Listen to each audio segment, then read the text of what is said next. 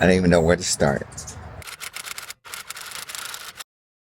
Okay, a lot has happened since my last video. Here's a little update on my symptoms and how I'm doing. I'm doing okay. It's weird, like from day to day it can change. And some days I feel great and some days not so much. Overall, it's just like extreme fatigue. Extreme fatigue. It's hard to explain. Like your body just feels heavy. So it's hard to like want to get up and move around, you know what I mean? That's how I feel like most of the time. Occasionally I'll get like a burst of energy, but for the most part, that's how I feel all the time. I walk with a cane most of the time now, and I use my little Zoom wheelchair whenever I have to go long distances. And because it's so hard to move around, I just, like, it's so unmotivating to want to go and do anything, you know what I mean? So here's the other big news. I decided to stop taking the Riluzole/Rilotec. And it was a big decision, but a good one for me, and apparently not so uncommon. So after all of that effort to get the medication, I started taking it. I took it for a month, and it, like, my health just took a nosedive.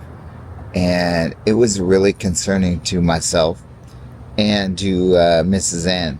So I talked to her about it, talked to my doctor, and strangely, my doctor was like, you can stop taking, it's not really going to do much for you. He didn't really say it like that, I'm just kind of projecting.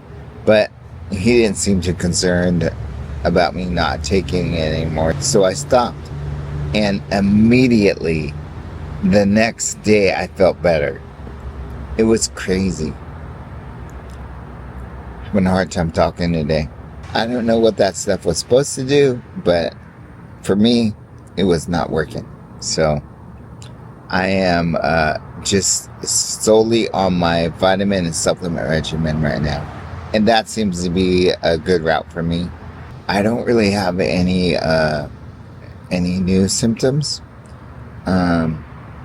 Just everything's getting harder and harder to do.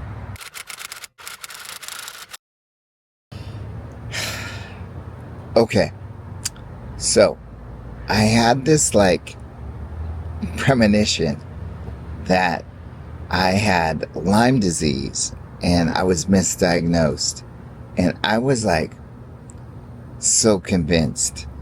But I went to another doctor, a functional doctor, and he ordered some new tests for me, and it came back negative. So I'm back on the same, road that I was on before. Functional doctors are a trip, man. Like, there's such a bad stigma in the medical community about going to a functional doctor. And I don't understand why. Can't we all just get along? And between like my regular doctor and my functional doctor, it seems like only one of them is interested in finding out why, these things are happening. I'm going to continue to go to him, see if anything happens from it. Who knows, man? Maybe I can find some relief from some of these symptoms. My mental health. It's weird because if you have watched any of my videos, I have a pretty good outlook on this whole thing, I felt like I did. But a few days ago, like, it all kind of came to a head. And I had a rough couple of days. I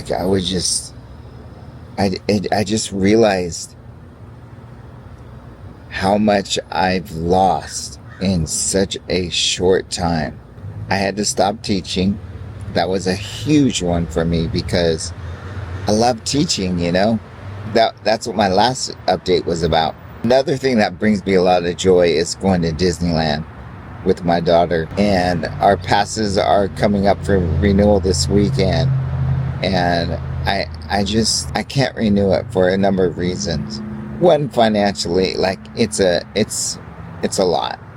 Like it's $150 a month, and I just can't justify that anymore since I'm not working, you know. Two, it's just really hard to go to Disneyland, losing that and not being able to teach anymore. And then another thing that I love to do is go to the movies, and it's just so hard to walk up and down the stairs. And I could sit at the bottom, but who likes to sit at the bottom at the movies? Not me. I had a movie pass from Regal where you can go as many times as you want. I feel like I need to let that go too. It's like grieving. Like part of me died, you know? It's what it felt like. I feel better today, and I felt better yesterday. And this is how I recovered. One of the best things you can do for yourself, and I don't know if you personally are dealing with a terminal illness or somebody that you love, but here is my advice. So take it for whatever it's worth. You have to be purposeful in staying connected. This disease is so isolating. Like I said earlier, you just feel so fatigued all the time, so heavy that you don't want to do anything or see anyone. Yesterday I woke up and I'm like, I can't just sit in my house every day waiting to die.